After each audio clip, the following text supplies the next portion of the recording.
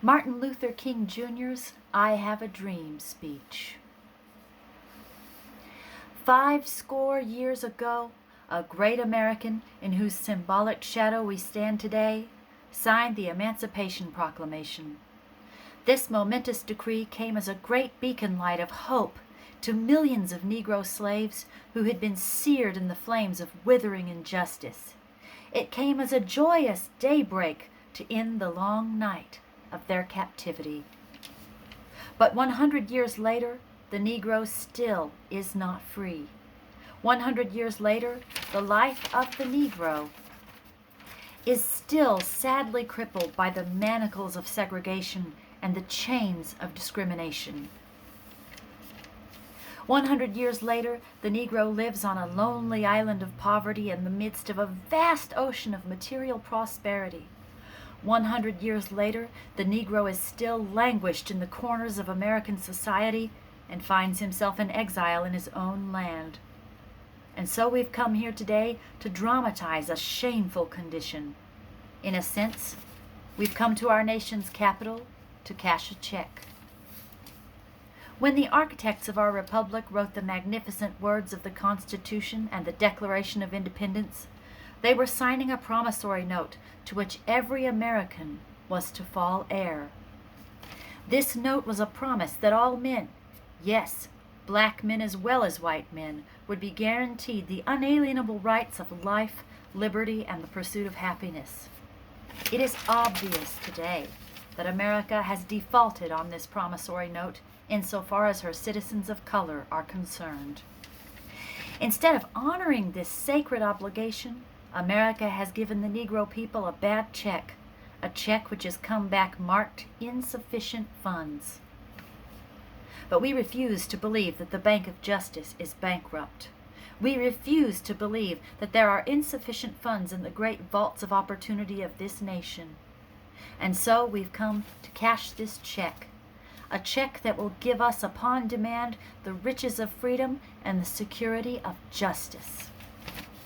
We have also come to this hallowed spot to remind America of the fierce urgency of now.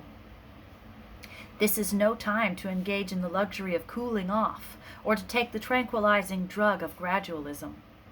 Now is the time to make real the promises of democracy. Now is the time to rise from the dark and desolate valley of segregation to the sunlit path of racial justice. Now is the time to lift our nation from the quicksands of racial injustice to the solid rock of brotherhood. Now is the time to make justice a reality for all of God's children. It would be fatal for the nation to overlook the urgency of the moment. This sweltering summer of the Negro's legitimate discontent will not pass until there is an invigorating autumn of freedom and equality. 1963 is not an end, but a beginning. Those who hoped that the Negro needed to blow off steam and will now be content will have a rude awakening if the nation returns to business as usual. There will be neither rest nor tranquility in America until the Negro is granted his citizenship rights. The whirlwinds of revolt will continue to shake the foundations of our nation until the bright day of justice emerges. But there is something I must say to my people who stand on the warm threshold which leads into the palace of justice. In the process of gaining our rightful place, we must not be guilty of wrongful deeds. Let us not seek to satisfy our thirst for freedom by drinking from the cup of bitterness and hatred. We must forever conduct our struggle on the high plane of dignity and discipline. We must not allow our creative protests to degenerate into physical violence. Again and again, we must rise to the majestic heights of meeting physical force with soul force. The marvelous new militancy which has engulfed the Negro community must not lead us to a mistrust of all white people, for many of our white brothers, as evidenced by their presence here today, have come to realize that their destiny is tied up with our destiny. And they have come to realize that their freedom is inextricably bound to our freedom. We cannot walk alone. And as we walk, we must make the pledge that we shall always march ahead. We cannot turn back. There are those who are asking the devotees of civil rights, when will you be satisfied? We can never be satisfied so long as the Negro is the victim of the unspeakable horrors of police brutality. We can never be satisfied as long as our bodies, heavy with the fatigue of travel, cannot gain lodging in the motels of the highways and the hotels of the cities. We cannot be satisfied as long as the Negro's basic mobility is from a smaller ghetto to a larger one. We can never be satisfied as long as our children are stripped of their selfhood and robbed of their dignity by signs stating, "For whites only." We cannot be satisfied as long as a Negro in Mississippi cannot vote and a Negro in New York believes he has nothing for which to vote. No, no, we are not satisfied, and we will not be satisfied until justice rolls down like waters and righteousness like a mighty stream. I am not unmindful that some of you have come here out of great trials and tribulations. Some of you have come fresh from narrow jail cells. Some of you have come from areas where your quest for freedom left you battered by the storms of persecution and staggered by the winds of police brutality. You have been the veterans of creative suffering. Continue to work with the faith that unearned suffering is redemptive. Go back to Mississippi. Go back to Alabama. Go back to South Carolina. Go back to Georgia. Go back to Louisiana. Go back to the slums and ghettos of our northern cities, knowing that somehow this situation can and will be changed. Let us not wallow in the valley of despair, I say to you today, my friends. So even though we face the difficulties of today and tomorrow, I still have a dream. It is a dream deeply rooted in the American dream. I have a dream that one day this nation will rise up and live out the true meaning of its creed. We hold these truths to be self-evident, that all men are created equal. I have a dream that one day on the red hills of Georgia, the sons of former slaves and the sons of former slave owners will be able to sit down together at the table of brotherhood. I have a dream that one day even the state of Mississippi, a state sweltering with the heat of injustice, sweltering with the heat of oppression, will be transformed into an oasis of freedom and justice. I have a dream that my 4 little children will one day live in a nation where they will not be judged by the color of their skin, but by the content of their character. I have a dream today.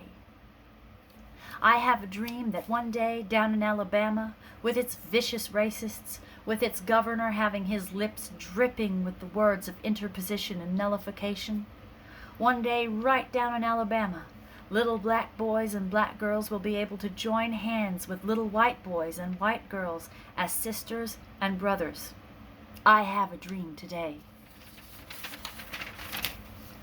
I have a dream that one day every valley shall be exalted, every hill and mountain shall be made low, the rough places will be made plain, and the crooked places will be made straight, and the glory of the Lord shall be revealed, and all flesh shall see it together. This is our hope. This is the faith that I go back to the South with. With this faith we will be able to hew out of the mountain of despair a stone of hope. With this faith we will be able to transform the jangling discords of our nation into a beautiful symphony of brotherhood.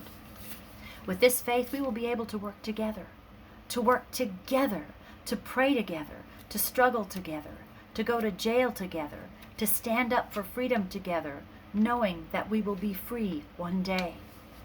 This will be the day when all of God's children will be able to sing with new meaning.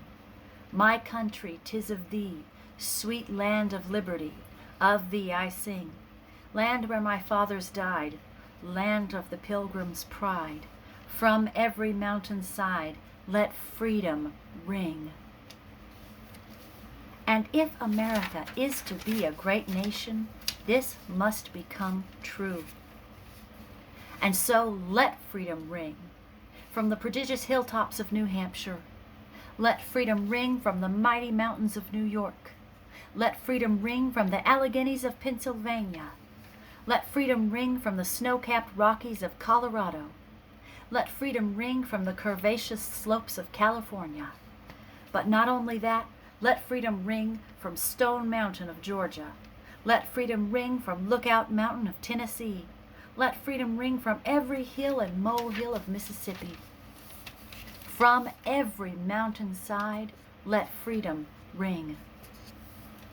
And when this happens, and when we allow freedom to ring, when we let it ring from every village and every hamlet, from every state and every city, we will be able to speed up that day when all of God's children, black men and white men, Jews and Gentiles, Protestants and Catholics will be able to join hands and sing in the words of the old Negro spiritual, "Free at last, free at last. Thank God Almighty, we are free at last."